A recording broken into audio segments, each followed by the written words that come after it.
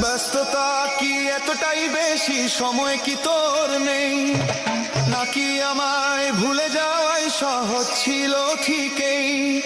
ফোনটা যখন সাইলেন্ট থাকে নিভে যায় সব আশা, বিনিময় কি এই ছিল তোর বন্ধুর ভালোবাসা?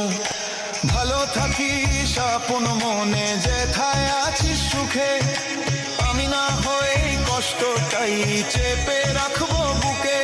তোর নাম্বারে কল দিলে আর বাজে না সেই সুর।